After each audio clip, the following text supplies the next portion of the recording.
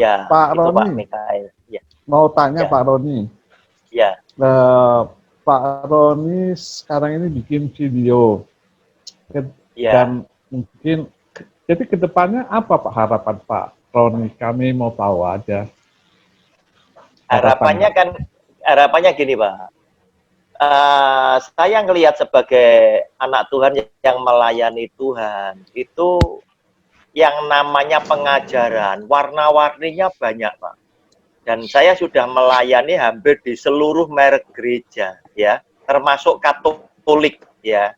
Asalkan Katolik itu bukan misa ya. Kalau misa kan tidak bisa. Nah, jadi macam-macam pengajaran itu begitu banyak. Sehingga saya itu hanya ingin video saya ini bisa menjangkau ya, menjangkau para penonton untuk saya ajak. Ayo kamu cocokkan. Saya punya video dengan Alkitab ya, supaya kembali kepada Alkitab Pak. Tujuan saya ke sana. Nah, kalau mereka ini kemudian mau mempelajari Alkitab, kemudian balik, harapan saya itu mereka itu bisa katakanlah tidak sampai salah tafsir, Pak. Contoh aja lah, kemarin kita bincang-bincang sama teman-teman soal pelayan itu siap dulu atau tidak itu, Pak. Nah, hal-hal seperti itu bidang saya, Pak. Kenapa? Karena saya kalau ditanya, Pak Roni, Anda itu aliran mana? Saya nggak mau, saya ada aliran mana-mana. Saya aliran Tuhan Yesus kembali ke Alkitab, gitu loh, Pak. Iya. Nah, sekarang kenapa saya yakin pandangan saya benar, Pak? Kenapa? Karena saya kembali ke Alkitab. Nah, urusan sana berbeda, saya tidak mau berselisih. Ya sudah, yuk jalan aja, enggak masalah ya. Tetapi kalau Anda anak Tuhan, coba renungkan.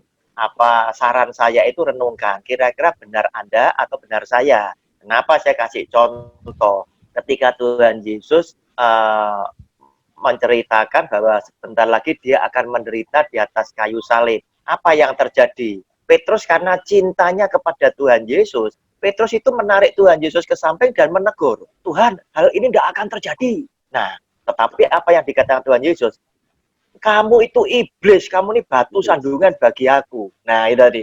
Dan dilanjutkan. Kenapa? Karena kamu tidak memikirkan pikiran Allah, tapi kamu memikirkan pikiran manusia. Nah, sehingga dengan arti kata lain, kalau beliaunya yang kemarin itu mau jalan dengan caranya dia sendiri, berarti dia jalan dengan pikiran sendiri, Pak. Gitu loh, Pak. Ya. Ya, Petrus saja ditegur Tuhan Yesus, kan gitu. Ya. Nah, jadi batu sandungan tidak boleh, kan gitu. Nah, karena ya itu tadi, kalau kita mau melayani ke depan, kita mesti ajak dulu, keluarga kita oke dulu. Kalau keluarga kita tidak oke, jadi sandungan, gitu loh. Tetapi jujur aja, Pak, dalam hal ini, ada begitu banyak gereja yang gunakan komsel atau kompak dan lain sebagainya. Dia tidak mikir panjang, Pak. Yang penting lu setor jiwa, itu aja, Pak. Kenapa? Ujung-ujungnya ya di kolektor, Pak. Gitu loh, Pak. Nah, saya biasa ngomong seperti ini, Pak. Ya, kenapa? Karena saya melayani Tuhan tanpa amplop, kan begitu. Jadi saya bebas untuk berbicara karena yang bisa membeli keluarga saya cuma Yesus yang sudah menyelamatkan, gitu loh. Jadi saya tidak terima amplop, jadi saya tidak sungkan, Pak, gitu. Tapi kalau pendeta sudah dikasih amplop, katakanlah sekali khotbah dikasih 5 juta, mikir, Pak, sudah, Pak. Waduh, ini sekarang apa ada banyak pendeta yang handphonemu nyala terus. Sekarang mulai ada banyak pendeta yang seperti itu. Dia mengelola gereja model kayak marketing, Pak, gitu. Oh, ini jemaat masuk kelas premium dan lain-lain dan sebagainya. Makanya jemaat di bawah jarang dapat kunjungan. Kenapa? Karena yang bawah jarang ngasih amplop. Tetapi jemaat yang di atas kalau ngundang pendeta, Pak, biasa jam 11, Pak. Jam 11 ngobrol-ngobrol, misi makan buah, selesai doa makan siang, Pak. Kan gitu. Ya, pulang mendoakan amplopnya kasih agak tebel, kan begitu. Ya, makanya pendeta-pendeta ya, itu tahu, Pak. Tahu, Pak, tahu. Kalau berhasil tahu. Ditambahin lagi ya. Hah? Betul. Nah, Kalau berhasil padahal tambah Pak lagi. Randy, Iya, iya. iya betul Pak Randy. Padahal Pak Randy, Anda berhasil belum tentu karena doa Anda, gitu, doa pendeta Ya. belum tentu. Betul. Kenapa? Karena di dunia ini jujur aja, Tuhan tidak urus urusan kita secara detail, tidak. Gitu loh Pak. Tuhan tidak ngurus urusan kita secara detail, itu tidak Pak. Ya, tetapi kalau Anda melakukan sesuatu yang salah, Tuhan belain kamu untuk buat yang salah jadi benar.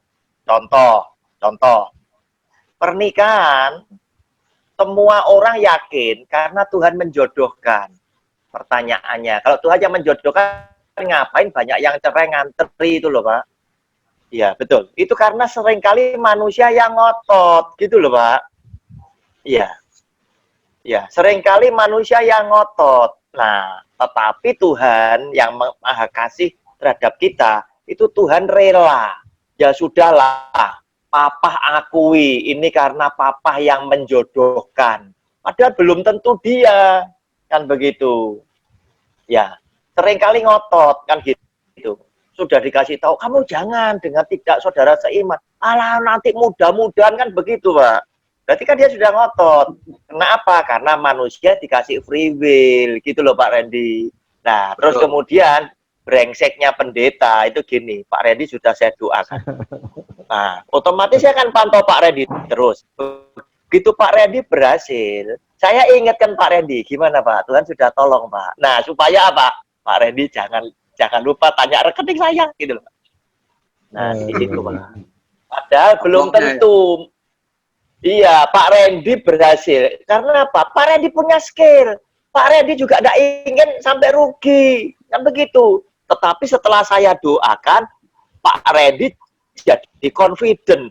Oh, aku disertai Tuhan. Kan begitu. Ya. Nah, memang juga Tuhan bisa intervensi di Pak Randy. Tetapi saya mau katakan, tidak selalu Tuhan intervensi di tempatnya kita. Tidak. Kenapa? Karena kalau kita salah, bagi Tuhan itu persoalan kecil, Pak, untuk memulihkan. Begitu loh. Makanya saya tidak cocok dengan pendeta yang bilang gini, Anda jangan buru-buru bertindak dulu, tanya Tuhan dulu. Wah, tanya Tuhan berarti kan kita tunggu jawaban, kan gitu. Loh, Bapak lihat aja di Alkitab, Abraham, dia masuk ke tanah Mesir, itu tanpa dia tanya loh Pak. Paling dia berdoa saja loh Pak. Karena apa? Di tanah Negeb, dia bersama rombongan menghadapi negeri yang tidak ada panennya, kekeringan. Makanya Abraham sebagai kepala rombongan, dia menyelamatkan rombongan dengan masuk ke Mesir. Kan begitu, karena dilihat Mesir ini kan paling subur, dia masuk ke Mesir. Nah, seperti itulah. Nah, teman sekarang ini kan dikemas oleh sebagian pendeta, sebagian gereja, yang menimbulkan kesan kepada jemaat bahwa saya ini sakti, gitu loh. Saya itu pendeta yang sakti, yang punya hubungan dekat sama Tuhan, kan gitu. Gimana Tuhan suka WA sama saya, kan begitu, Pak. Itu yang dikemas sekarang. Tujuannya ujung-ujungnya apa? Supaya Anda tidak perlu cari suhu, Anda tidak perlu cari orang pinter, Anda tanya saya, sama-sama bayarnya tetapi halal, begitu loh. Ini di dalam nama Yesus, gitu loh Pak. Iya. Nah padahal yang asli Pak Randy, Pak Michael, yang asli Bapak bisa lihat ya, Bapak bisa lihat di Matius pasal 10 ayat 7 dan 8. Semua itu karunia-karunia itu kuberikan kepadamu dengan cuma-cuma, oleh karena itu berikanlah juga dengan cuma-cuma. Yang asli itu gratis, Pak. Gitu loh. Yang asli itu gratis. Kenapa? Karena kita melayani Tuhan itu bukan cari duit di situ. Kita melayani Tuhan karena kita tahu Tuhan sudah selamatkan keluarga kita. Tuhan sudah berkati keluarganya kita. Tuhan sudah mengasihi keluarganya kita. Inilah Tuhan, bakti kami kepada Tuhan. Walaupun kami tahu kami tidak bisa bayar semuanya. Itu Pak ceritanya. Tapi sekarang sudah mulai dikemas oleh mereka dengan model pertama kali mau buka gereja, mereka sudah tetapkan, oh ini perpuluhan hak saya. Nah, perpuluhan itu sebagai bahan pertimbangan, gua ini proyek ini go atau not go, kan begitu. Sama seperti orang jadi pendeta kan juga mikir, Pak. Wah, gua jadi pendeta, kira-kira gua digaji berapa? Yang sistem gaji Protestan maupun apa itu Katolik, misalkan gitu. Ya. Nah, itu kan dia digaji. Nah, pendapatan itu adalah salah satunya yang dipakai untuk ngambil keputusan proyek ini go or not go, kan begitu, Pak. Nah, model karismatik Pantekosta sudah dihitung, wah persepuluhan, padahal persepuluhan bukan miliknya dia, Pak. Jamin bukan. Saya berani diundang seminar, sudah semua pendeta penerima sepuluhan se-Indonesia lawan saya sendiri biar ya didampingi Pak Frans sama Roh Kudus saja. Maka buka nih ayatnya. Pasti salah mereka. Gitu loh, Pak. Makanya setiap video saya yang saya kirim ada himbauannya. Cocokkan dengan Alkitab. Kan gitu. Ya, supaya maksud saya, kamu jangan percaya dengan saya juga. Begitu loh. Fair. Cocokkan dengan Alkitab. Supaya mereka melihat keterangan saya dengan Alkitab. Kalau cocok, saya minta tolong bantu share ke teman-teman gitu. Hanya yang persepuluhan pro kontra pendeta gimana? Jadi perlu nggak kita bayar perpuluhan? Persepuluhan ya, betul, itu, Pak. Gimana, Pak? Ya, persepuluhan itu kalau kita ngelihat sejarah, Pak, yang berhak itu adalah suku Lewi, Pak.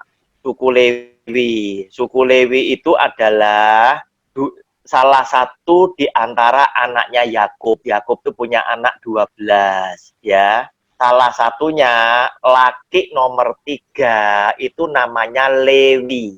Dari satu orang Lewi ini tadi beranak pinak jadilah suku Lewi.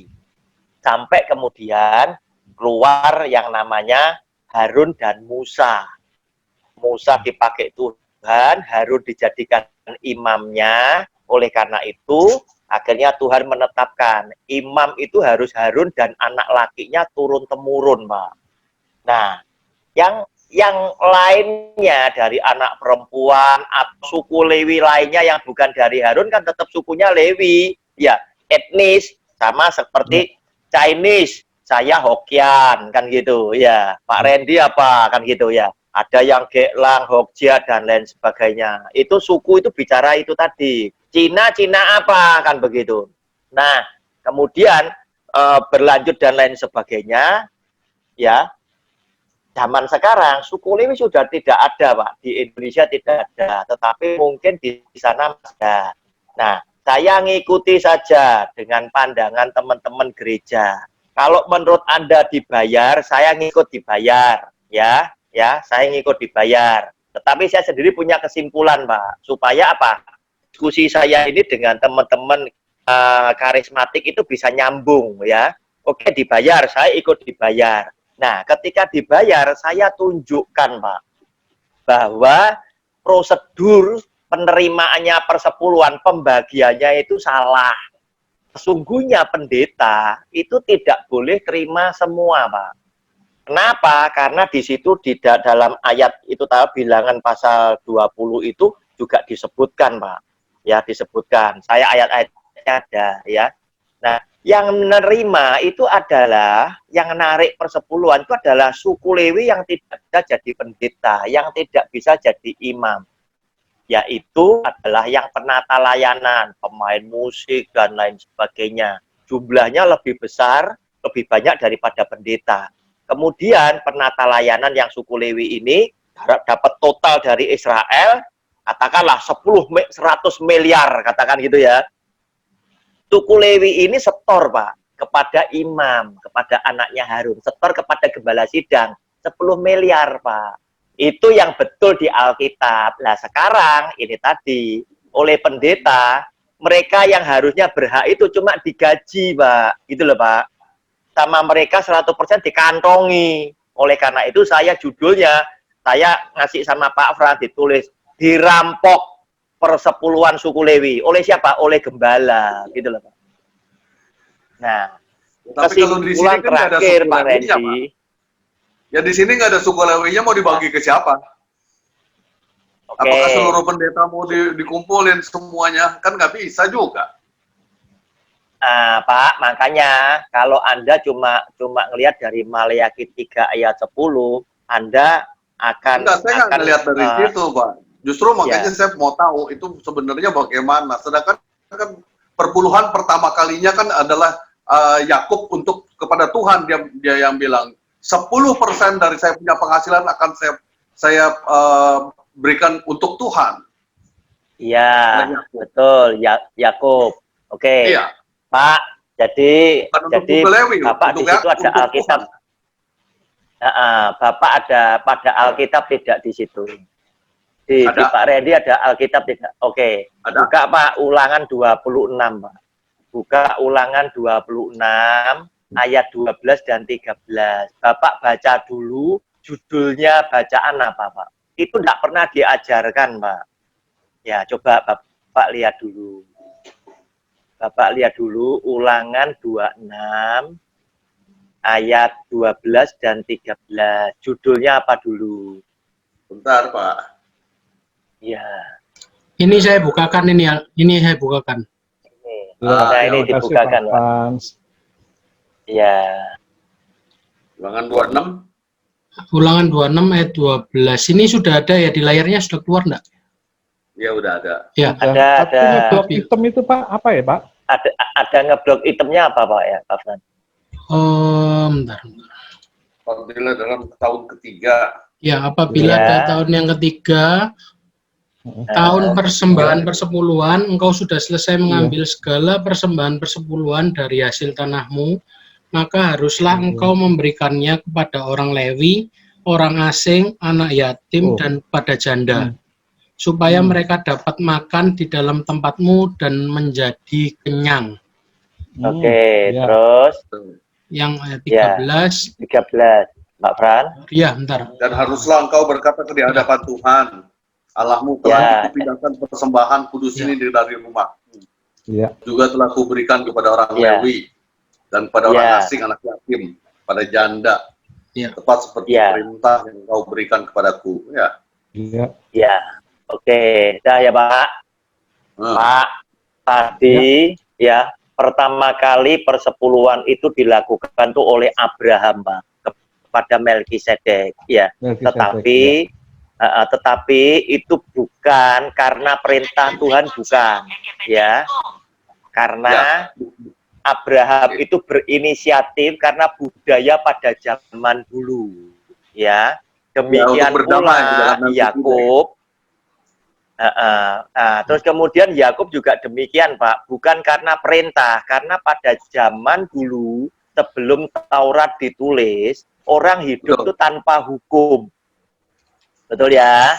Nah, terus kemudian oleh Tuhan baru dituliskan hukum Taurat lewat Musa yang menulis. Nah, 5 kitab mulai Kejadian sampai dengan Ulangan, ya, itu adalah kitab Taurat yang isinya 613 hukum yang ditulis oleh Musa. Antara kitab Taurat dengan Maleakhi itu rentang waktunya itu kurang lebih bisa 700 tahun, Pak.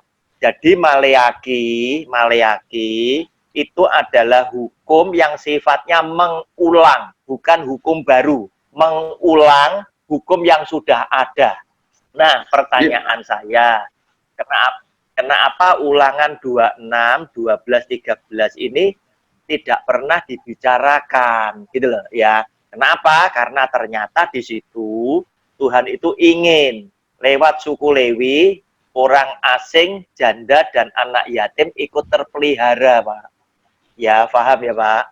Nah, sehingga jika di sini tidak ada suku Lewi, ya, tinggal 3 pribadi ini yang berhak mendapatkan, toh, Pak. Nah, sekarang Pak Randy berpikir tidak logis atau tidak. Pendeta, ya, namanya Lim William, Chinese, Pak, itu ngaku suku Lewi, Pak, pertama.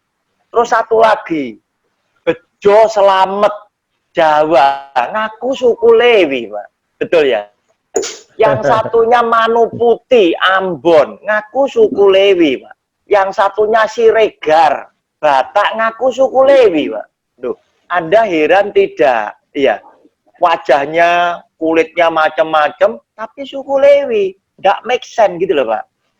Kenapa mereka seperti itu? Karena mereka ingin melegalkan, gitu loh. Jadi dipaksakan, gitu loh. Saya akan melayani. Loh, saya tinggal nanya, Anda sebagai pendeta, kira-kira dengan tokoh siapa di Alkitab Anda bisa disamakan? Silakan milih, mulai Kejadian sampai Wahyu, yang tugasnya sama sebagai pemberita firman. Pemberita firman di Alkitab yang ada nabi, ya, 2 para rasul, 3 Tuhan Yesus, ya, dan para murid yang lainnya, termasuk Rasul Paulus. Nah, pertanyaan saya, Rasul Paulus itu loh suku Benyamin, ya, dia juga tidak terima persepuluhan kok. Ya. Nah, kenapa Anda harus terima? Alasannya di mana, gitu loh. Iya, alasannya apa? Kan harus meneladani kan gitu. Ya. Siapa yang kau teladani? Nah, di situ, Pak. Sehingga saya berkesimpulan, persepuluhan sudah tidak perlu. Kenapa? Karena Tuhan sudah gantikan dengan hukum kasih karunia. Hukum kasih karunianya di mana? Di Matius 25 ayat 40, Pak. Itu rekening Tuhan Yesus sendiri. Apa yang engkau lakukan terhadap salah seorang saudaraku yang paling hina ini, kamu sudah lakukan kepada aku. Tuhan, kapan hal itu tak lakukan? Loh ya, ketika aku lapar, kamu kasih aku makan. Ketika aku telanjang, kamu kasih aku pakaian. Ketika aku haus, kamu kasih aku minum. Ini yang Yesus Kristus Tuhan berikan rekening penampungan untuk segala sesuatunya, engkau perbuat untuk Kristus. Itu di sini, Pak. Gitu loh, Pak. Ya, jadi kalau sekarang kita ngelihat Yayasan Buddha Suci yang dimotori oleh Aguan dan Antoni Salim bagi-bagi sembako, itu luar biasa, Pak. Orang Kristen harusnya malu karena kita seringkali khotbah tentang kasih, tapi kita cuma ngajak doa nasional, Pak. Tidak bagi sembako nasional, tidak, Pak. Doa nasional, Pak. Malu kita ini. Betul. Emang betul. Kalau orang Kristen nanti bibirnya doang yang masuk ke surga. Karena hanya di bibirnya aja. Betul, Pak. Iya. Ya, hatinya tidak. Jadi bibirnya nanti jadi kalau ngundang orangnya enggak. Betul. Orangnya enggak. Makanya kalau ngajak doa kan skalanya juga nasional loh, Pak. Nasional, doa bersama. Loh, enggak pernah bagi apa-apa, kan begitu. Tetapi ingat loh, Pak, di Kristen sendiri ternyata masih ada orang yang punya pandangan demikian, ya. Walaupun mereka berbuat baik, Pak, baik. Kita tidak bisa lakukan orang Kristen. Tapi orang Kristen ini ngomong apa? Mereka percuma, tetap tidak selamat. Loh, ini pandangan ini sedang ingin apa itu, saya kikis dengan saya punya video, Pak. Belum tentu bisa juga. Mereka punya pandangan seperti itu. Hanya karena mereka sudah dikasih, diselamatkan, diberi anugerah. Walaupun mereka tidak berbuat apa-apa, mereka berkeyakinan, mereka diselamatkan. Ini salah ini. Ini salah, sangat salah. Kenapa? Karena beberapa kali juga Tuhan Yesus selalu menuntut tentang buah gitu loh. Kamu ini kan ranting, kalau kamu tidak nempel kepada aku sebagai pokok anggur, kamu mati, kamu tidak bisa berbuah. Kalau kamu berbuah, maka Bapakku dimuliakan dan kamu menjadi muridku, kan begitu. Berarti buah ini kan penting, kan gitu. Kalau enggak dia tidak ngomong soal buah, Pak. Betul. Iya, betul. Ya, itu Pak Randy. Jadi kalau saya ngelihat dari beberapa itu tadi, Bapak lihat juga Pak, Lukas pasal 16 ayat 16. Nanti Bapak kan kaget itu nanti. Itu kata-kata Tuhan Yesus sendiri bahwa bisa ditampilkan Pak Fran. Lukas 16 ayat 16 Pak Fran. Lukas 16 ayat 16. Ya, Lukas 16 itu kata-kata Tuhan Yesus sendiri. Kalau Bapak buka di handphone, ya kalimatnya itu keluar dalam cetakan warna merah. Itu berarti kata-kata Tuhan Yesus sendiri. Ya. Warna merah di handphone. Betul. Coba dilihat di handphone. Nah, dia ngomong apa? Hukum Taurat dan kitab para nabi berlaku sampai kepada zaman Yohanes. Berarti setelah Yohanes lewat, sudah tidak berlaku, Pak. Iya, betul. Tambah satu ayat, betul. Ini yang sering jadi perdebatan, Pak. Tambah satu ayat, 17. Bentar, Pak, jangan ya. Ini yang jadi perdebatan dengan mereka, 17. Nah, Tuhan Yesus ngomong seperti ini, nampaknya kontradiksi. Lebih mudah langit dan bumi lenyap daripada satu titik dari hukum Taurat batal. Kan begitu? Ya. Nah, ternyata, Pak, Tuhan memang tidak membatalkan, Pak, ya, tidak membatalkan, ya, tetapi tidak semua hukum Taurat itu perlu kita lakukan.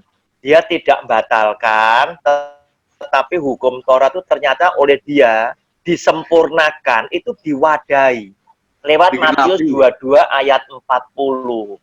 Ya, digenapi itu disempurnakan. Tidak ada satu iota pun yang tidak yang dihapus. Kata satu iota pun itu tadi mengakibatkan kelompok sana tetap ngotot persepuluhan harus dilakukan karena harus itu. Padahal tidak, ya. Lihat ya. Kan contoh, saya kasih contoh, Pak. Zaman dulu sebagai tanda orang beriman harus pakai sunat, Pak. Sekarang sunat sudah tidak perlu, Pak. Kan begitu. Betul ya?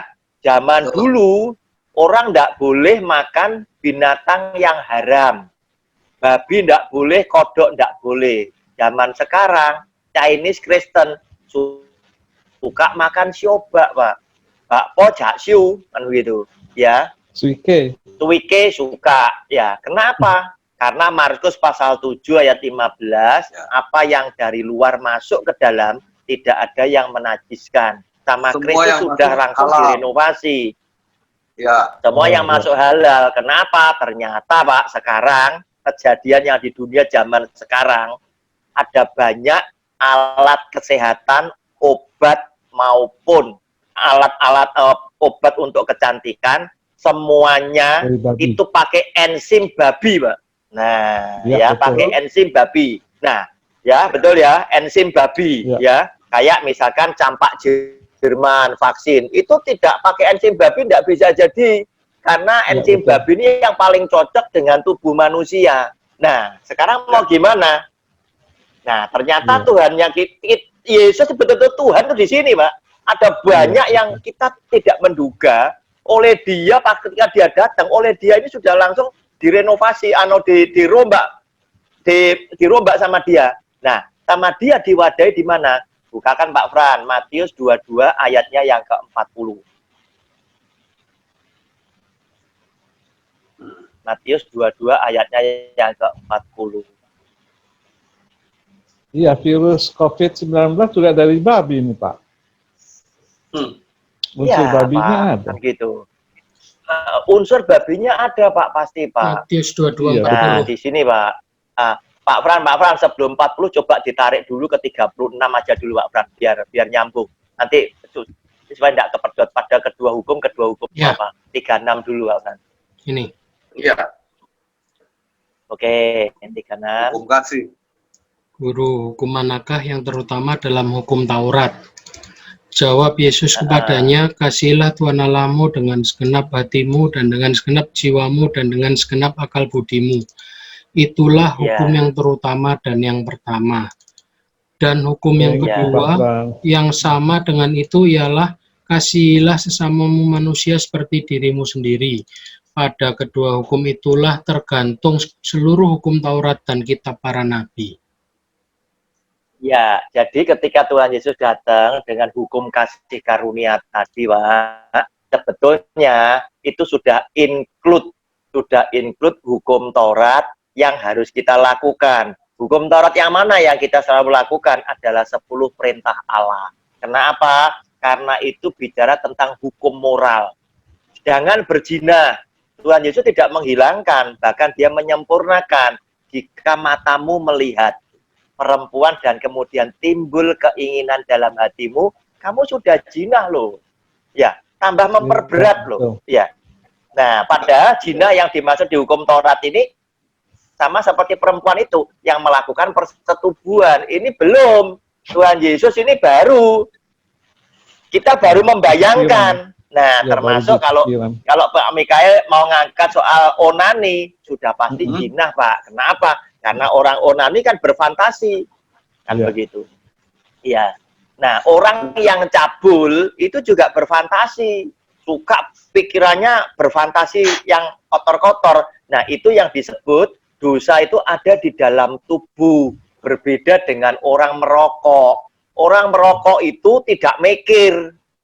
Kan gitu. Nah, tapi orang cabul selalu mikir. Ada orang lewat, wah dia mikir ada apa, lah ini tadi. Nah, kenapa? Pikirannya ke arah itu tadi. Ya, betul. Ada di dalam tubuh, di pikiran, kan begitu. Ya. Tapi Pak Roni, batasannya zina itu apa? Nah, kalau kita bicara batasan zina, kembali kepada Alkitab, panduan kita ini kan selalu Alkitab. Yesus Tuhan berkata, kalau kita melihat seseorang, ya kemudian kita timbul keinginan di dalam hati, sudah berzina, Pak. Makanya film-film porno dan lain sebagainya itu bisa menimbulkan zina, karena apa? Itu menimbulkan fantasi buat kalau kita. Seperti begitu, berarti Salomo berzinahnya bukan main dong? Salomo bukan, istrinya Pak. Dia jadi gundiknya begitu banyak, istrinya begitu banyak. Oke, itu 300 sama 700. Ya, oke. Jadi begini, kita mesti melihat firman Tuhan itu datangnya itu juga bicara tentang waktu, Pak. Dan pada waktu itu Salomo itu memang diizinkan pada zaman seperti itu diizinkan. Firman Tuhan itu juga dipengaruhi dengan waktu dan budaya, ya, waktu dan budaya, ya. Nah, sehingga Salomo itu karena dia sebagai raja seringkali dapat hadiah-hadiah dan lain sebagainya dari raja-raja yang menjadi bawahnya dia. Nah, Salomo memang salah satunya raja yang sangat luar biasa. Dia dapat hikmat dari Tuhan. Tetapi pada akhir hari tuanya, dia belok daripada Tuhan gara-gara selir-selirnya ini tadi, Pak. Ya, di usia tuanya dia. Nah, lihat, kita ngelihat ya, sesuatu yang luar biasa dari kita punya Tuhan. Natur kehidupan manusia itu adalah orang yang suka melanggar dosa. Lihat, di Taman Eden itu Tuhan ngomong apa? Semua boleh kamu makan, tetapi yang satu, ini jangan. Sisa satu aja ternyata masih dilanggar. Ya, masih dilanggar.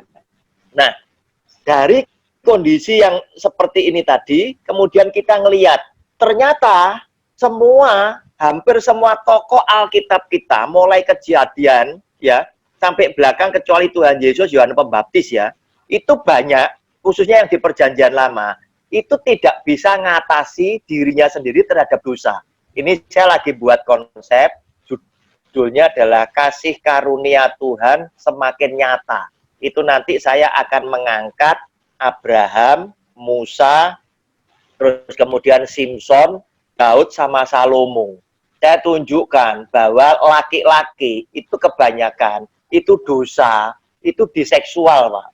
Itu diseksual. Ya, ini laki-laki seringkali menimbulkan masalah di kemudian hari itu karena seksual mereka. Simpson itu adalah natsir Allah, orang yang dipilih oleh Allah, dikhususkan oleh Allah sejak dalam kandungan, sehingga ditandai bahwa rambutnya itu tidak boleh dipotong. Nah, ini tadi. Ini saja ternyata apa? Meleset, Pak. Tetapi yang luar biasa tetap kita punya Tuhan. Di tengah-tengah kita tidak sempurna itu tadi, Tuhan itu selalu mendandani apa yang sudah kita perbuat salah, termasuk Salomo, ya, termasuk Salomo. Itu dia punya 300 sama 700.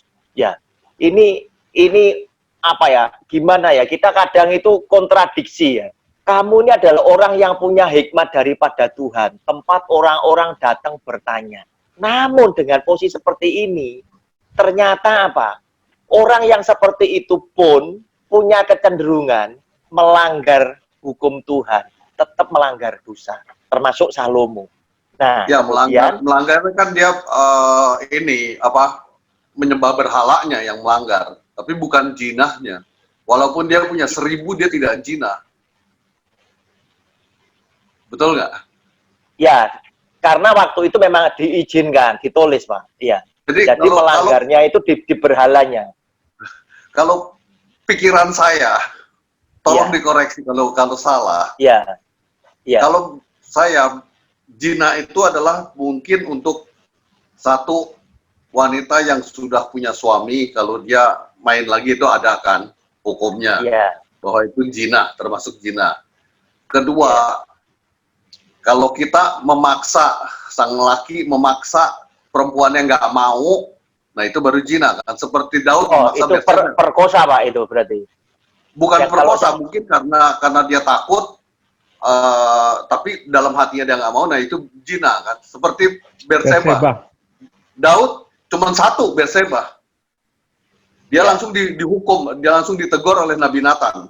Tapi kalau Salomo, mungkin karena gundiknya itu memang mau dijadikan gundik, jadi dia tidak zina. Betul nggak? Salah, Pak. Kenapa? Karena Tuhan ini kan dia kan tidak pernah ngomong ya kita boleh poligami. Ya, kamu sekarang bukan lagi 2, tetapi kamu 1. Bukan dia ngomong, kamu sekarang bukan lagi 10 tapi 1, kan tidak gitu, Pak. Ya. Dia kan bilang, kamu bukan lagi 2, tapi kamu 1.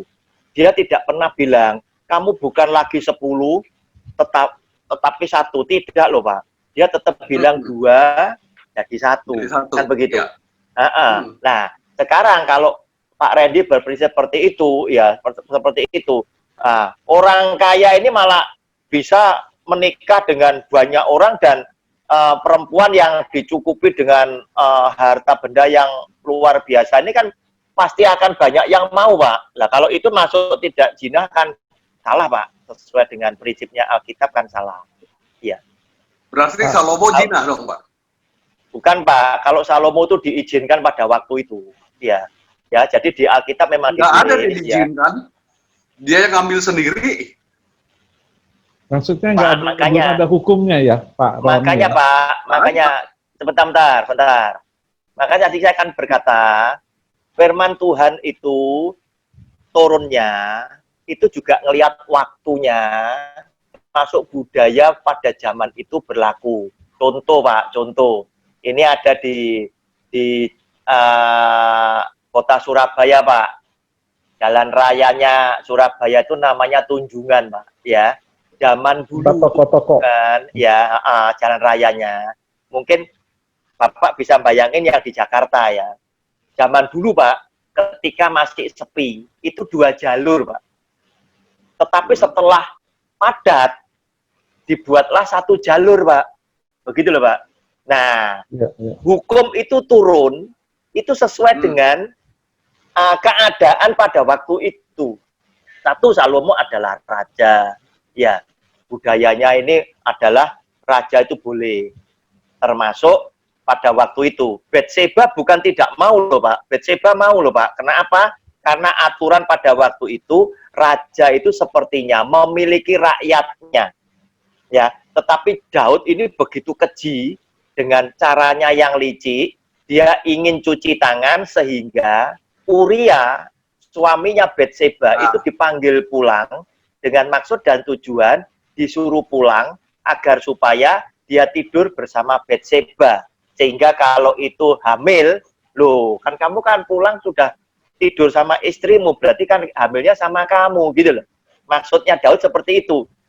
Namun, Uria adalah orang yang baik. Uria tidak mau. Dia ngomong sama Daud, Raja, saya ini kelewatan. Kalau saya ini tahu teman-teman saya lagi berjuang di garis depan, lagi bertaruhkan nyawa, saya pulang untuk happy-happy gitu loh. Nah, akibatnya dia tidak mau seperti itu. Sama Daud dibuatkan surat kepada Yoab. Yoab ini panglima perangnya.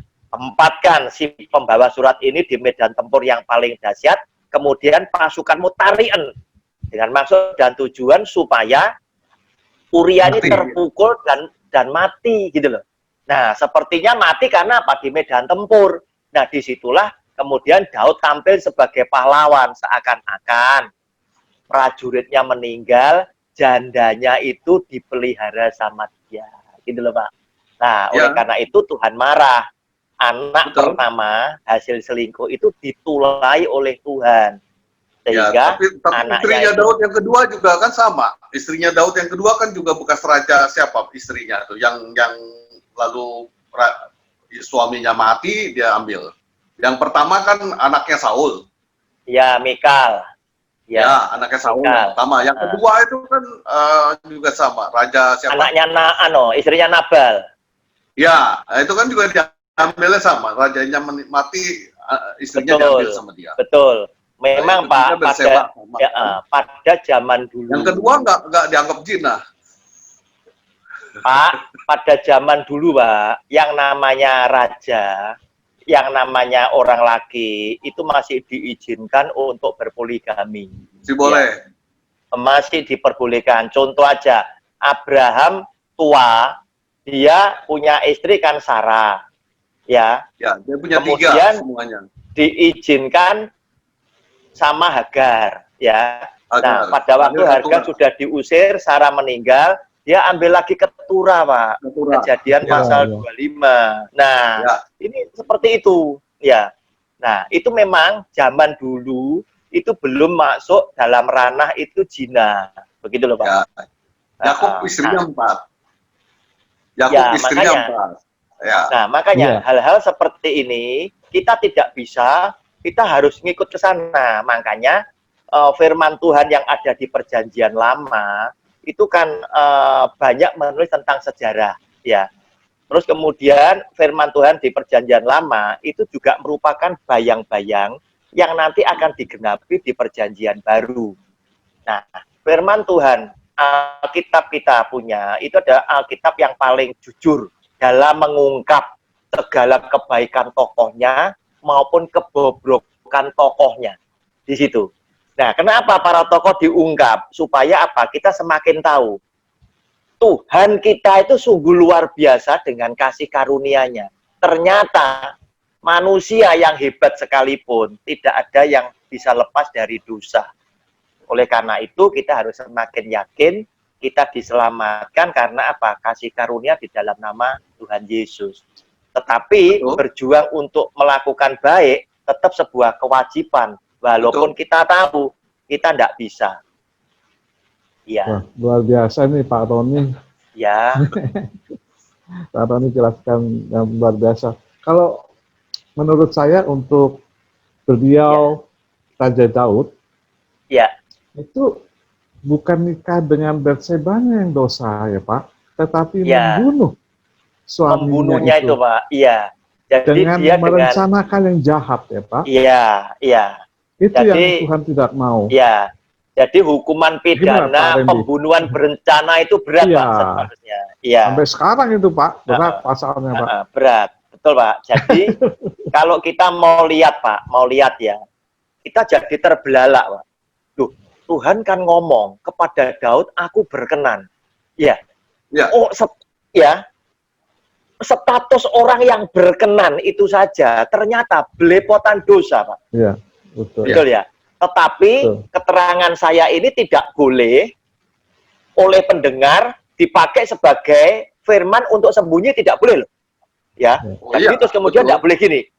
Pak Romi, jangankan kok saya, Daud aja, tidak boleh ya. Firman Tuhan ini diberikan secara belak-belakan, itu kenapa? Karena Yesus Tuhan itu mengasihi Anda dan saya. Sehingga segala kebobrokan tokohnya itu sama dia dibuka semua.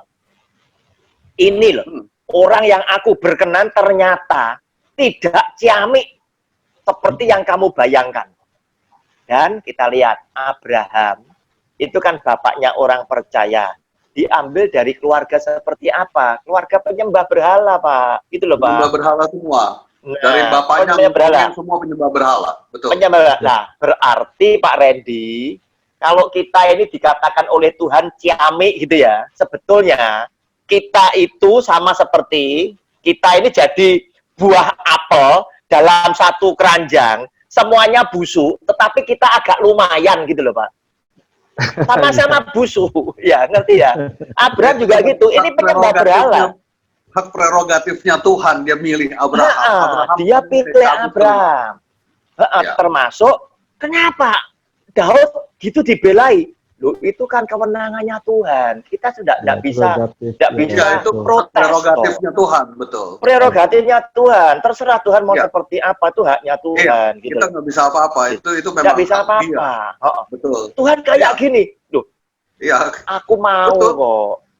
Kenapa dia milih Abraham? Kenapa bukan pilih adik-adiknya? Nah, memang gitu loh. Iya, haknya dia. Kenapa umat pilihan kok sama Israel? Seperti Daud. Bukan orang Cina, kan begitu toh Pak? Iya, betul. Haknya dia. Iya. Makanya Pak, makanya Pak, saya ngomong sama teman-teman, kalau kamu punya pandangan di luar Kristen pasti masuk neraka, itu kamu sempit gitu loh. Karena apa? Kok saya katakan kamu sempit? Loh, itu kan haknya dia, ya, haknya Tuhan untuk menyelamatkan, gitu. Ayatnya ada, banyak ayatnya tak tunjukkan. Gimana Tuhan menyelamatkan orang-orang di luar orang Yahudi. Kan begitu. Salah satunya... Emang kalau jadi orang Kristen pasti masuk surga? Belum tentu juga. Belum tentu. Belum tentu. Makanya bukan setiap orang yang berseru-seru kepadaku Tuhan. Tuhan itu menunjukkan kalau itu belum tentu. Nah, kita lihat. Perwira di Kapernaum itu pasti orang Romawi, Pak. Yang punya anak buah setruk di rumah. Bukan, Pak. Pasti zaman itu perwira itu dijajah Romawi kok. Nah, pasti orang Romawi. Dia datang kepada Tuhan Yesus, pasti dasarnya percaya. Tapi percayanya bukan mau menjadi pengikut, bukan loh, Pak. Percaya karena apa? Menurut kabar yang dia dengar, Yesus Kristus Tuhan ini tadi, orang dari Nazaret ini tadi, bisa sembuhkan segala macam sakit. Makanya dia langsung datang ngomong, Tuhan, aku punya seorang hamba, itu sedang sakit, ada di rumah. Dan Tuhan Yesus ngomong, aku akan datang menyembuhkan dia. Kan begitu. Nah, terus kemudian baru dia ngomong, oh Tuhan, jangan, aku tidak layak menerima engkau. Aku ini juga seorang prajurit. Tapi aku juga punya bawahan. Kalau bawahanku tak perintahkan datang, dia datang. Tak suruh pergi, dia pergi. Dia kerjakan juga seperti itu. Karena itu Tuhan berfirman saja, hambaku sembuh. Kan gitu. Nah, ini menimbulkan kekaguman dia. Di dalam Matius pasal 8 ayat 10. Maka heranlah ia.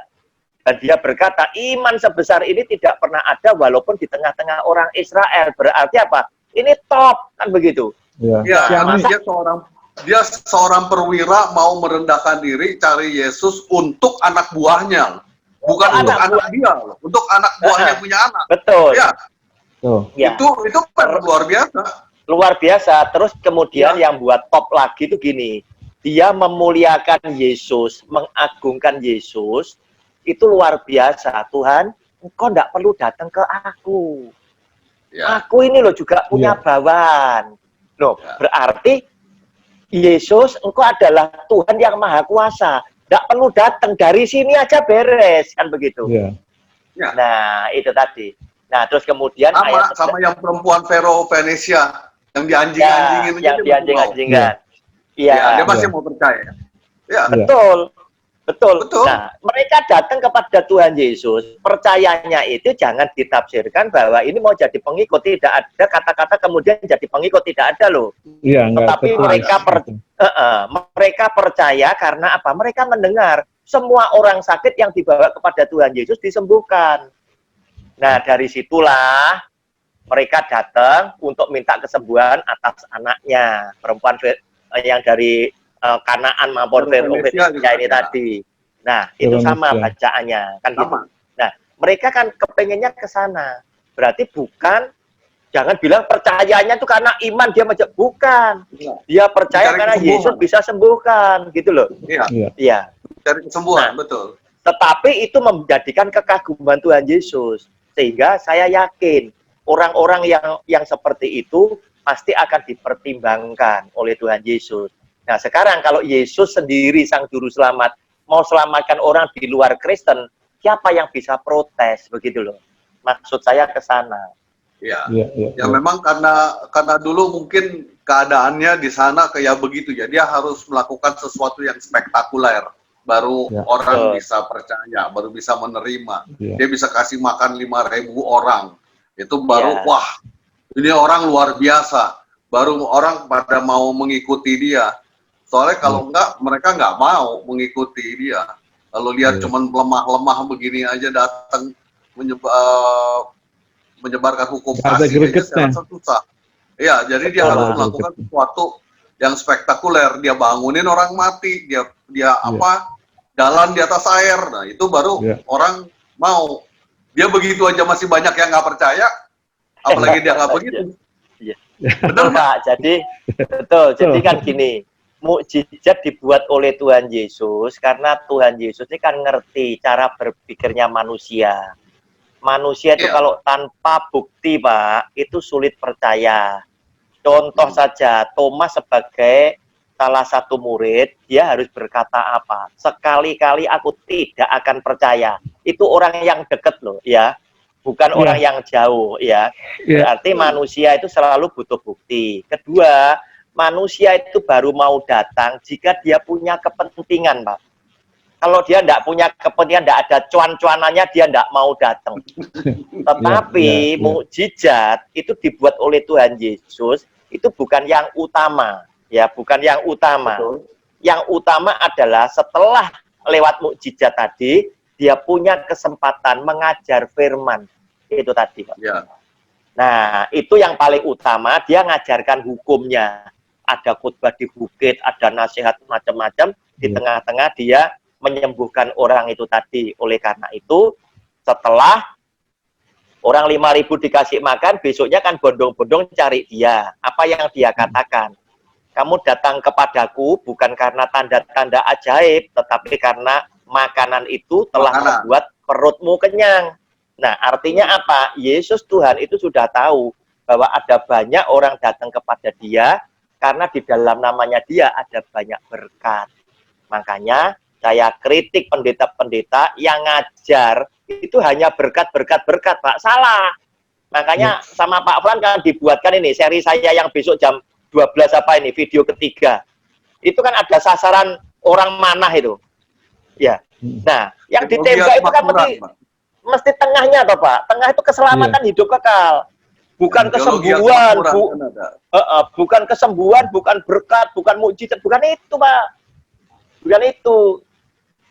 Anak Tuhan yang beriman, walaupun dia tidak ditolong Tuhan Yesus, tidak terjadi mukjizat pun, dia akan tetap mengikut Kristus, Pak. Contoh, Sadra, Mesah, Abednego, dia berkata apa dengan Nebukadnezar? Jika Tuhanku bisa melepaskan kami dari api yang menyala-nyala dan dari tanganmu ya Raja, biarlah dia melepaskan. Tetapi jika Tuhanku tidak, Allahku tidak melepaskan, perlu diketahui, kami bertiga tidak akan menyembah patung emas yang Tuanku Raja dirikan. Kan gitu. Nah, sekarang ini sudah digeser oleh pendeta-pendeta. Makanya ini dosanya di pendeta, Pak. Digeser sehingga jemaat itu bondong-bondong ke gereja, itu bukan cari Kristus sesungguhnya. Mereka itu butuh rezekinya. Lihat aja lah. Selalu gimana ada perubahan. Jujur aja kalau suami tidak pernah ngesum, ya, terus bergabung di Kompak, kemudian ngesum itu tadi, istri mana yang hatinya tidak langsung baik. Suamiku sudah berubah. Pasti seperti itu, Pak. Ya, makanya belajar firman Tuhan harus ngerti sedikit ilmu psikologi lah. Oh, ini pasti seperti ini pasti seperti ini, kan gitu. Iya. Nah, namanya berubah itu ya pasti dia akan mengadakan apa itu rekonsiliasi dengan keluarganya, kemudian dia berbuah begitu loh. Ya. Seperti itu. Nah, cuman ya ini tadi untuk kesananya itu kan masih butuh proses. Yang punya gereja keburu khawatir kalau gagal. Yang penting apa? Lu setor jiwa dulu lah. Nah, itu tadi. Dibutuh setorannya itu tadi, Pak. Nah, itu tadi. Bisnis religius, Pak. Ya. Bisnis religius. Iya, betul. Iya. Ya. Memang kita diminta untuk menangkan jiwa, tetapi memenangkan jiwa, ya, itu tanpa kita memberitakan Injil bisa kok. Kenapa? Khotbah ada dua, Pak Randy. Satu verbal pakai mulut, satunya kesaksian hidup. Ya, sama seperti calon bupati, calon wali kota. Itu kalau mau jadi, dia mesti kampanye. Dia ngomong dengan apa? Dengan verbal. Tetapi setelah dengan verbal dia jadi, yang mendengar kampanye menuntut, coba 100 hari kamu jadi apa? Kan begitu. Ya. Nah, bedanya kalau Anda punya kesaksian hidup, ya, Anda tidak dituntut untuk membuktikan. Kenapa? Karena kesaksian hidup adalah bukti. Gitu loh. Ya, betul. Berbeda. Ya, Yesus adalah Tuhan. Dia ditanya oleh muridnya Yohanes Pembaptis, "Guru, engkau ini yang betul-betul Mesias atau kita harus nunggu orang lain?" Ya. Nah, dia tidak jawab, ya, tetapi dia ngomong, lu bilang aja sama Yohanes Pembaptis, ya, buta melihat, lumpuh berjalan, kusta disembuhkan, mati dibangkitkan, kepada orang miskin diberitakan kabar baik.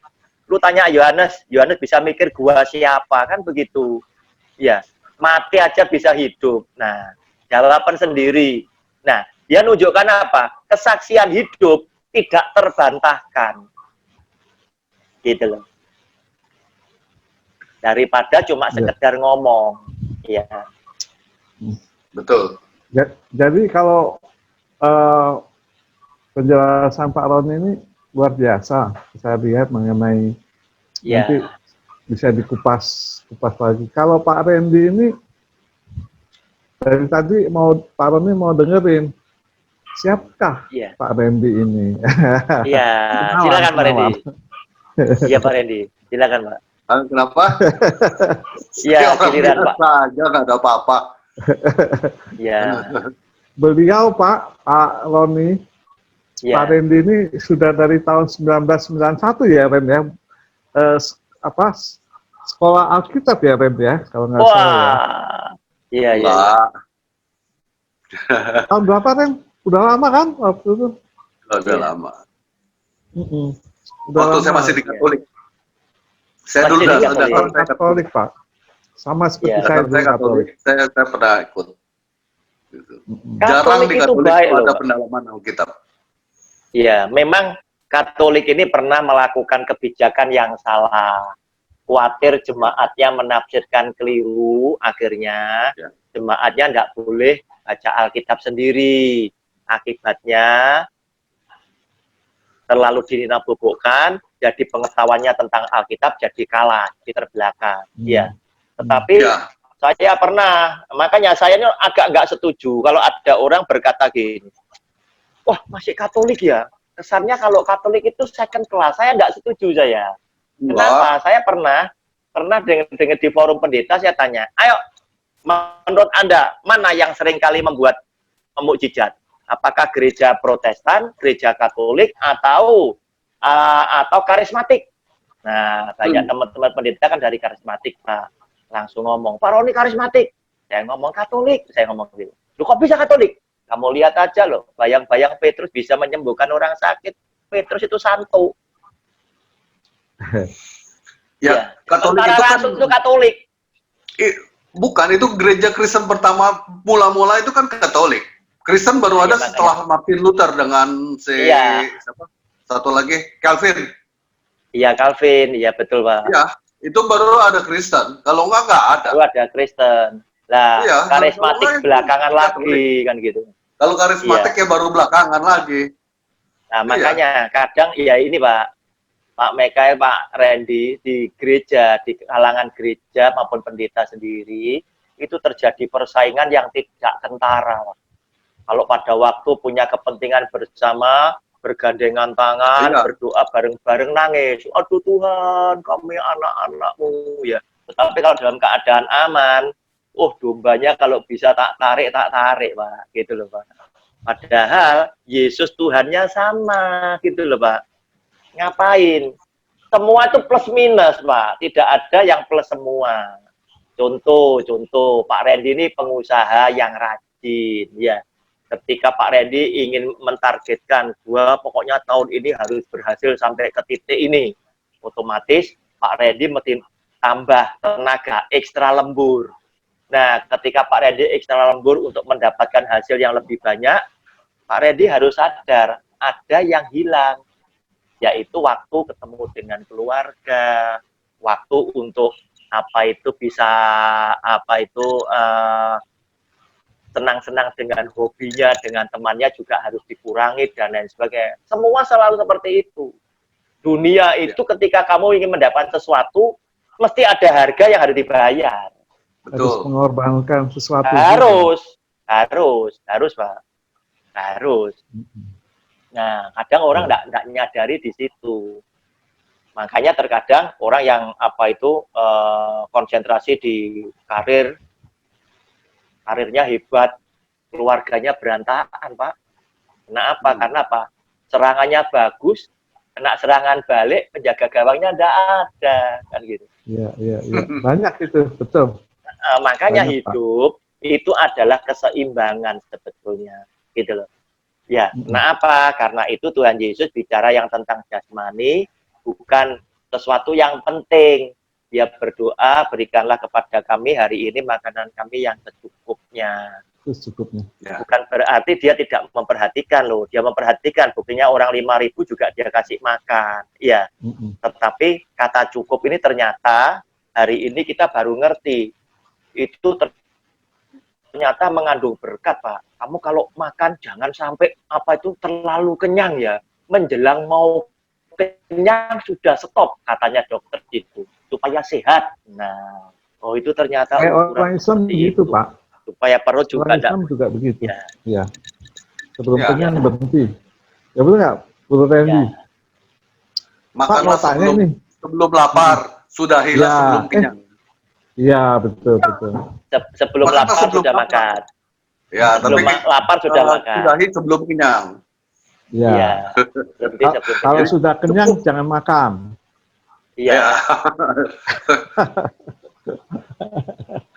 Ya Pak, gimana Pak Roni aja gitu ya. Ya, Pak Roni dan Pak Randy ini kita kan kemarin ada beberapa yang kita mau sharing aja, ngobrol-ngobrol. Ini kebetulan saya tersirat. Nah, Pak Roni waktu kemarin memilih nomor 3, Pak. Nomor 3, Pak. Pak Randy tahu nomor 3 ini memberi, maka kamu akan diberi. Ya. Nah, ini apakah punya pengalaman mengenai hal ini, Pak? Pak Randy gimana, Pak Randy? Memberi, kenapa? Kita akan diberi. Punya pengalaman, Pak Randy? Kita mau bicara tentang topik itu. Iya, kita akan memberi topiknya. Kan kemarin ada 3 ya Pak Roni ya. Karena mau tahu aja, kita akan mumpung kumpul. Gitu. Pak Randy gimana nih Pak Randy? Ya, ada 3 nih. Ada lah, ya memang kita kalau ya kita memberi ya pasti nanti kita juga akan diberi. Gitu. Walaupun mungkin waktunya kita nggak tahu kapan, gitu. Sama aja kita nabur yang nggak tahu kapan kita baru menuainya, ya, gitu. Tapi yang pasti akan, cuman tinggal waktunya aja kapan dan bentuknya mungkin beda. Kalau kita menaburnya mungkin berupa uang atau apa, ya mungkin kita nanti menaburnya menuainya belum tentu uang. Tapi siapa tahu mungkin orang yang bisa berbuat baik sama kita atau apa, ya gitulah. Ya, betul. Iya. Gimana Pak Roni? mau dengar dari Pak Roni juga. Betul Pak. Jadi kalau Bapak, ya kalau Bapak bicara topik itu, sebetulnya itu ada di Matius 5 ayat 7 Pak. Orang memberi itu karena kan kemurahan hati, maka dia akan diberi kemurahan. Itu ada di dalam ucapan bahagia di khotbah di bukit Pak. Ya. Matius pasal 5 sampai pasal 7 itu khotbah di bukit, itu khotbah yang sangat luar biasa dan sangat dalam. Nah, itu adalah sebuah janji, Pak, sudah pasti, Pak. Cuman sekarang yang saya sedih itu adalah jemaat itu diajar itu untuk memberi karena dia dijanjikan itu ada feedbacknya, Pak. Bahwa kalau kamu nanti memberikan persembahan, kamu akan dikembalikan 100 kali lipat ganda. Ya, demi nama Tuhan Yesus. Ya, konteks seperti itu di Alkitab tidak ada, Pak. Tunggu tidak ada. Ya, tidak ada. Pak Randy kan pernah sekolah. Ya, tidak ada. Tetapi kalimat 100 kali itu ada. Tetapi bukan itu. Ya, itu adalah perumpamaan. Ya, perumpamaan penabur. Ya, Matius pasal 13. Itu yang ditabur itu kan benih. Benih apa? Benih firman.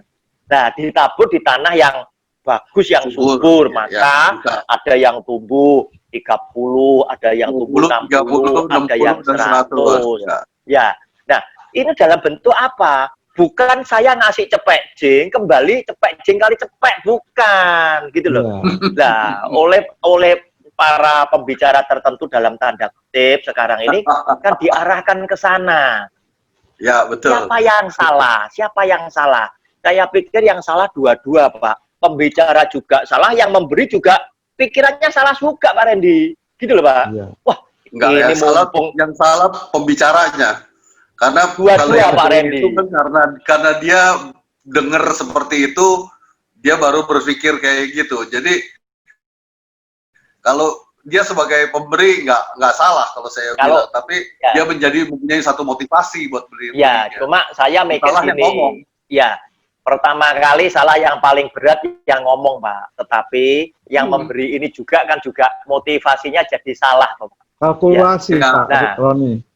Sehingga misal ini laki-laki ini sudah genggam uang gomban ini, Pak. Ya. Begitu pembicaranya ngomong, nanti Tuhan akan mengembalikan 100 kali lipat. Dia bilang sama istrinya, tukar dong yang merah, kan begitu, Pak. Ya, mumpung ini ada 100 kali nih, daripada gomba cepet jing sekali, kan begitu, Pak. Nah, ini bahaya sekali. Kenapa? Harusnya jemaat itu diberi pengertian yang benar, bahwa Anda datang memberi kepada Tuhan, itu dalam rangka kita berterima kasih, begitu loh. Kenapa? Karena Tuhan sudah memberkati kita, Tuhan sudah menyelamatkan kita, Tuhan sudah mengasihi keluarganya kita, dan lain sebagainya, dan lain sebagainya.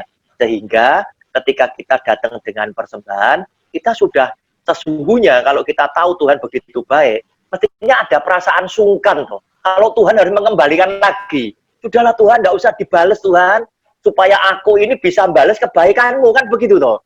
Kalau nanti Tuhan kasih aku terus, kan begitu. Doa aku ini kapan membalasnya, kan begitu. Nah, Tuhan ini kan dasarnya memang kasih, begitu loh. Nah, teman, dengan kondisi pembicara banyak seperti itu, jujur aja, ada banyak anak Tuhan yang mental dan karakternya itu jadi rusak. Jadi rusak. Gitu loh. Kan kita tidak usah jauh-jauh. Kita dengan ya, Pak? Iya, kita lihat aja loh, Pak Michael, dengan papa mama kita sendiri aja lah. Kalau papa mama kita itu adalah papa mama yang hebat, yang luar biasa cintanya kepada semua anak, dan kita salah satu anak yang menikmati kasih sayang beliau. Semua ditatakan oleh dia. Apakah ketika kita mengunjungi papa kita bawa oleh-oleh, kemudian kita tidak segera pulang karena dia belum ngasih oleh-oleh juga kepada kita? Kan enggak toh, Pak. Ya. Kan begitu. Tapi sama dengan susah. Itu. Tapi memang susah, Pak Roni. Kalau nggak begitu, gereja ya susah. Gereja kan juga biayanya besar. Dia juga butuh duit. Makanya Pak Randy menjalankan ke gereja itu kan lumayan untuk bayar pemain, penyembah, bayar apa, semuanya, sewa gedung, AC, ya kan? Ya, ya. Terbentuk Pak Randy, yang membuat gereja itu high cost. Itu kan pada waktu mendirikan pertama, toh, Pak. Betul ya? Betul enggak? Iya. Yeah. Yang mengakibatkan terjebak di biaya tinggi gereja. Itu kan pikiranmu pertama. Ya. Kadang pendeta banyak yang protes dengan saya. Pak Roni, kalau kami tidak boleh terima perpuluhan, kami makan apa? Saya tertawa toh. Ini loh, ada Katolik yang tidak terima perpuluhan juga bisa jalan. Protestan juga bisa jalan. Itu kalau mereka digaji. Kalau Katolik kan memang dari Vatikan ada. Memang semuanya dari Vatikan diberikan disubsidi ya, Ren? Disubsidi ya? Sama Vatikan disubsidi. Oh. Bukan disubsidi lagi, memang semuanya dari mereka. Gajinya si pastor itu semua digaji sama dari Vatikan langsung. Jadi gini Pak, jadi gini. Ya. Hasil kolektor tuh semua dikirim ke Vatikan juga. Wow. Iya. Ya. Jadi gini, mereka sistemnya sentralisasi Pak Michael. Iya. Ya, sentralisasi. Jadi, betul. Persembahan, keuskupan tahu, Vatikan tahu. Iya. Nah, terus kemudian apa-apa yang penting Vatikan ikut menentukan. Kalau yang mungkin bisa diputuskan lewat keuskupan, cukup keuskupan. Ya. Nah, kondisi seperti itu gimana dengan Romo? Romo makannya diransum oleh kebanyakan jemaat. Tanggal 1 Pak Randy, tanggal 2 Pak Pran, 3 Roni, tanggal 4 Michael, terus kemudian terus sampai puter terus. Ya. Nah, mereka jalan. Ya, juga ada uang saku.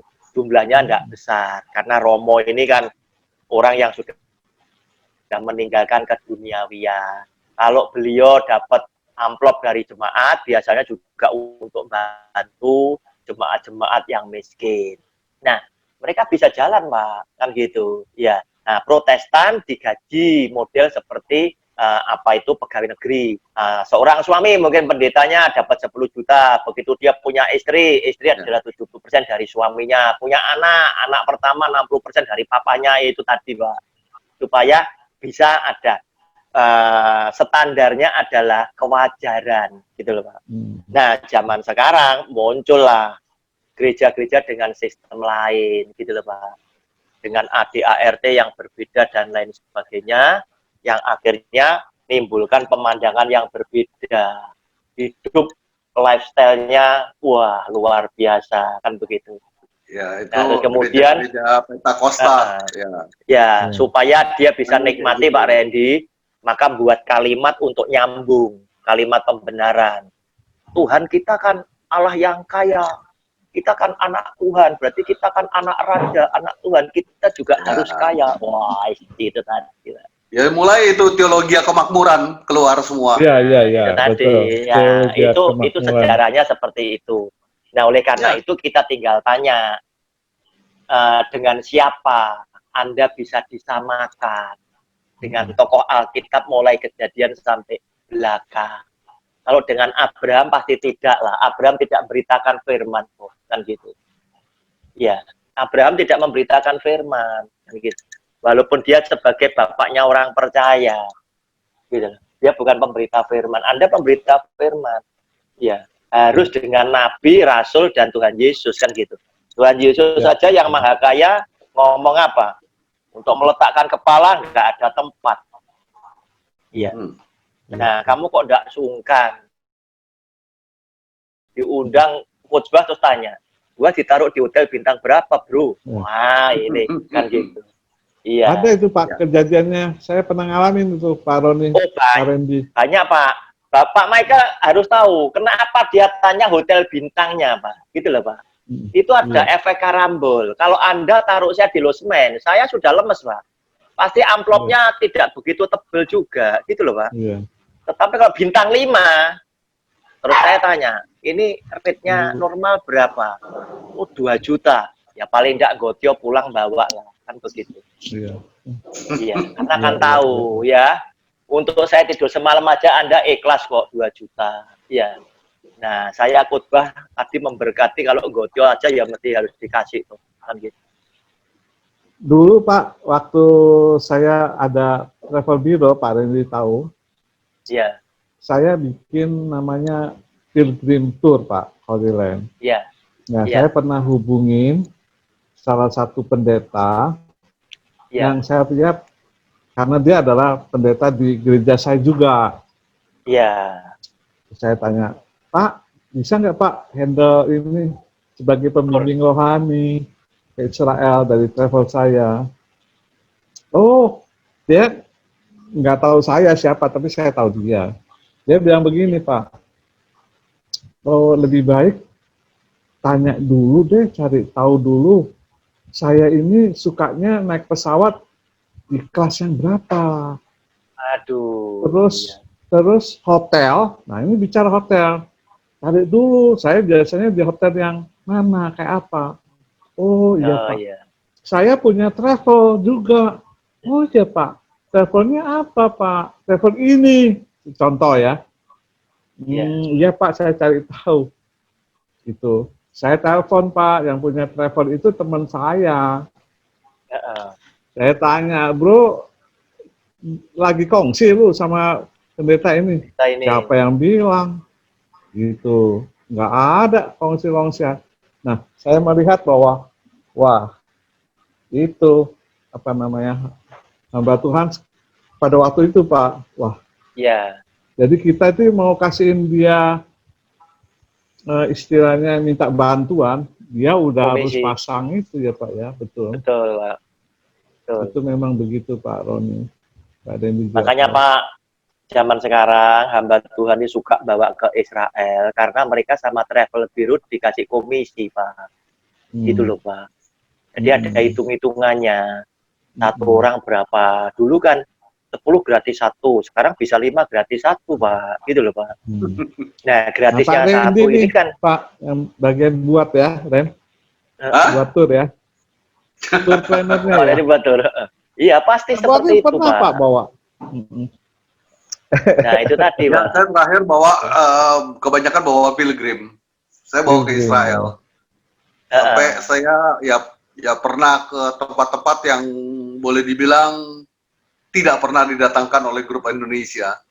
Iya. Kayak ke Hebron, ke Peniel, ke Beersheba, ke banyaklah tempat-tempat yang ke Gilgal itu yang boleh dibilang nggak pernah didatengin sama jarang datangi biasa ya. Itu. Iya. Makanya ya itulah Pak Randy kan mesti tahu, mesti kalau ada lewat gereja, lewat apa komunitas tertentu mesti bicara komisi lah. Nah, terus kemudian kebetulan pendeta yang sama saya langganan ini enggak. Mungkin sama kayak Pak Roni. Ya, dia tidak mau. Harusnya seperti itu lah. Iya. Ya, dia tidak mau, bahkan dia sendiri bayar. Iya, makanya apa? Dia sendiri bayar ya? Dia sendiri bayar. Ya, dia kalau dianya enggak ya, dianya sebagai pembimbing rohani. Tapi kalau dia bawa anak atau suaminya perempuan ya, dia bawa anak dan waktu dia bawa suaminya bayar, dia bayar harganya. Walaupun ya akhirnya saya kurangin harganya spesial lah buat anak buat ini kita nggak untung sama sekali gitu. Pak Roni pernah ke Israel berapa kali Pak?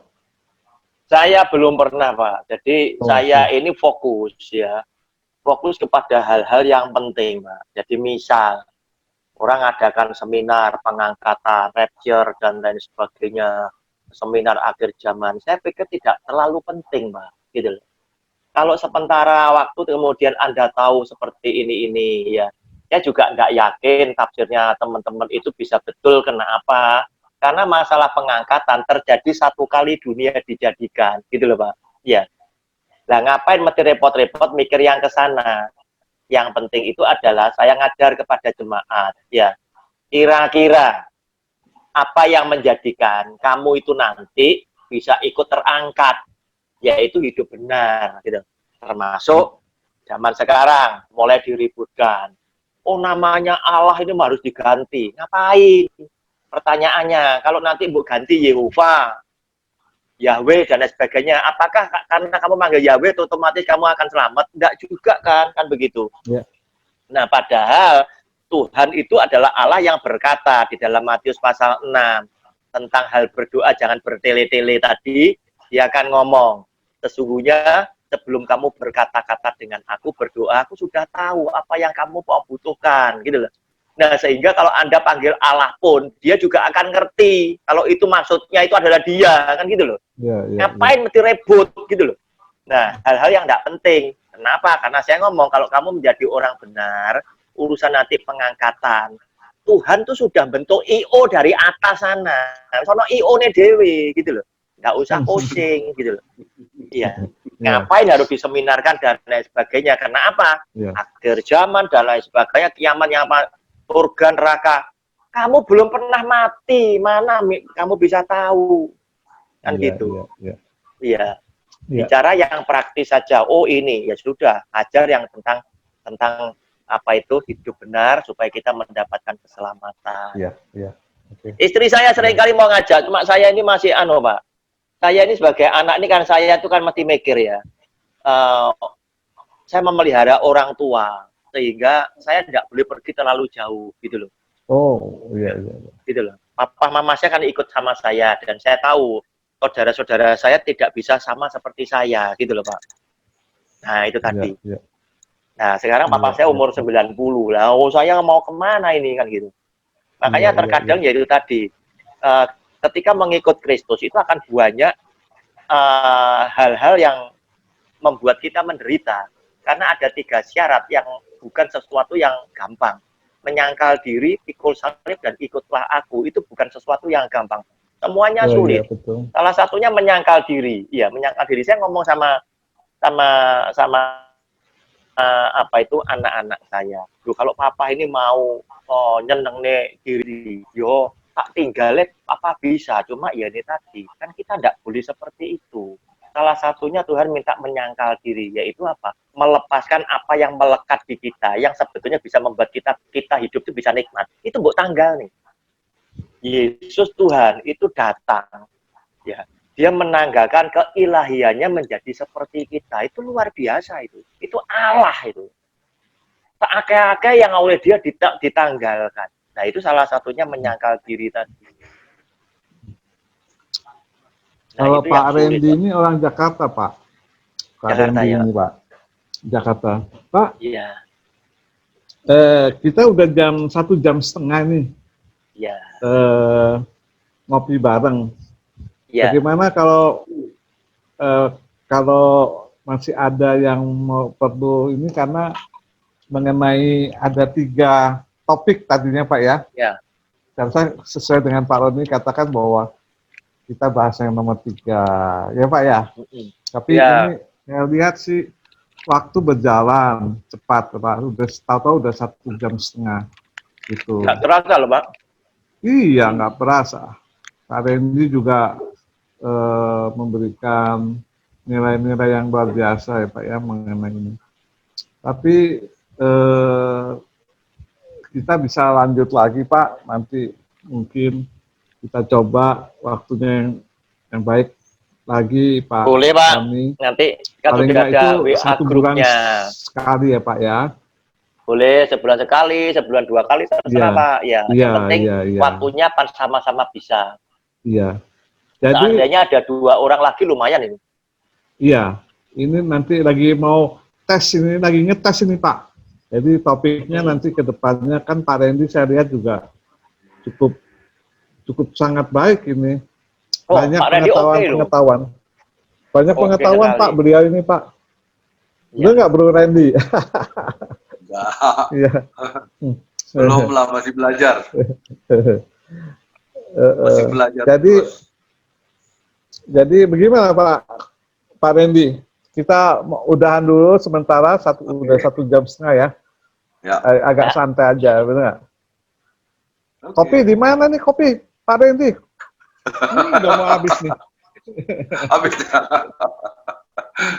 Dan kali saya mau niru Pak Roni. Ya. Bawa kacang ya Pak ya, makan kacang ya Pak ya? Ya, saya makan cikcok Pak, permen coklat. Oh, lengkap. Lengkap Pak.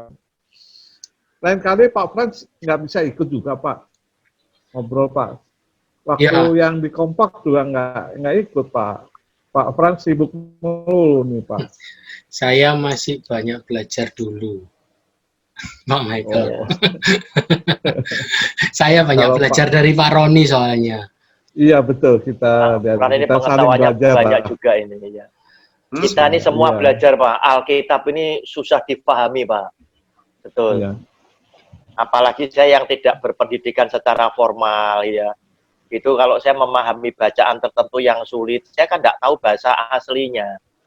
Saya tidak ngerti bahasa aslinya Yunani, Ibrani, tidak tahu. Jadi saya ulang-ulang terus. Saya pelajari terus. Bisa benar, bisa salah. Iya.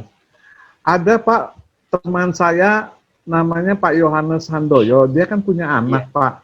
Yang saya bilang sama Pak Roni pernah dokter itu Pak, dokter. Jadi kita bisa sharing dengan anaknya juga Pak, menurut pandangan dia itu, ini kita mau belajar mendengar, karena kalau anak muda gimana, anak muda pun dengan kita ini, para om-om ini, dalam pengenalan Kristen itu gimana gitu. Benar nggak Pak Randy? Setiap orang diberi cerita oleh Tuhan dalam hidup masing-masing. Ya, betul. Tetapi semuanya itu dimana kita bisa memerankan dengan happy ending. Ya. Iya. Betul.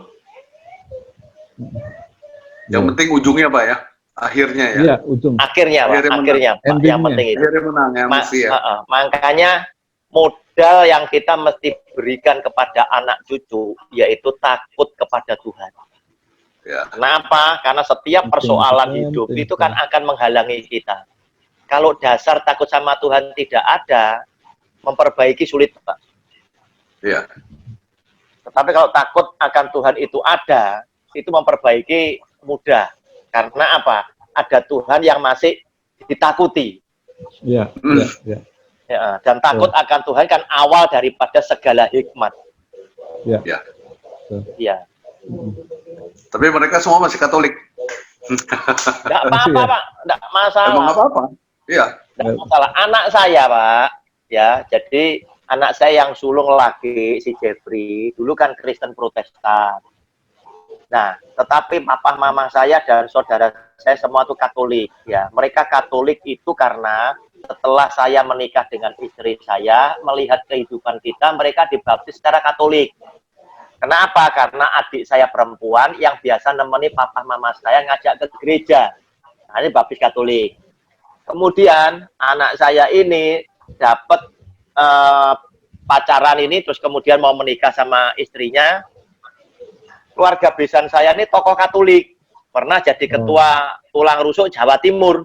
Nah, terus kemudian tulang rusuk. Ya. Terus kemudian saya ngomong sama anak saya, "Ko, istrimu ini gimana tentang agama?" "Pak, istriku siap untuk masuk di ngone Protestan." Nah, terus tak tanyai, "Oke, siap nggak masalah. Sekarang Papa mau nanya, antara dia masuk ke sini dan kamu masuk ke sana, itu membuat keluarga sana tuh happy sing mana?"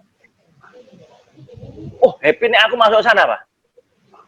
"Oke, kalau hanya seperti itu, enggak apa-apa. Kamu masuk ke sana, kamu bimbingan."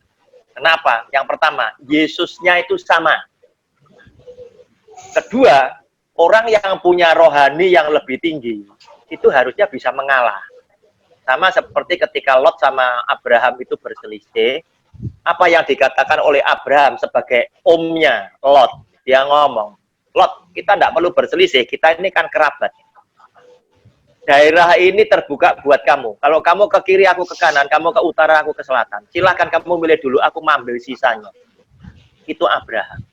Nah, saya datang ke calon kebesaran saya ngomong, "Aku tahu, kamu salah satunya kan gelisah tentang ini. Ya, kamu enggak usah gelisah. Kamu boleh pilih. Anakmu mau nyebrang ke sini, atau anakku yang ke sana."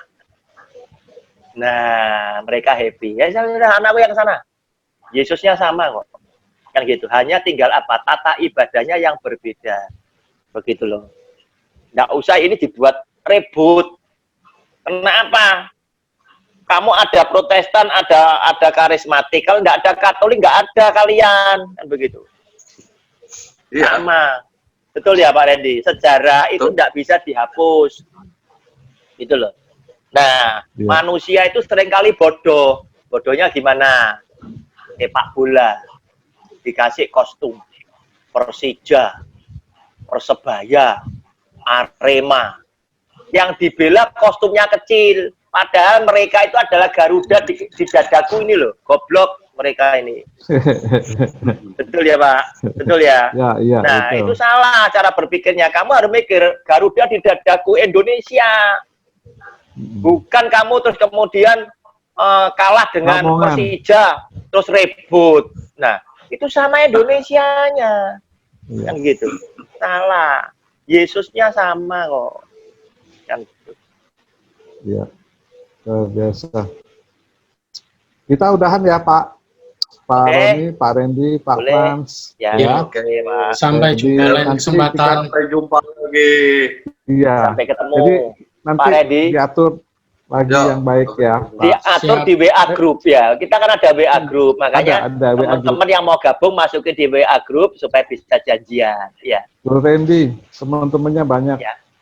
Ya, oke. Oke, terima kasih, Tuhan berkati. Sampai ketemu. Tuhan berkati. Pak Randy, Pak Michael, Pak Frans, sampai ketemu. Terima kasih, Pak Ya, terima kasih, Tuhan berkati. Ya, terima kasih.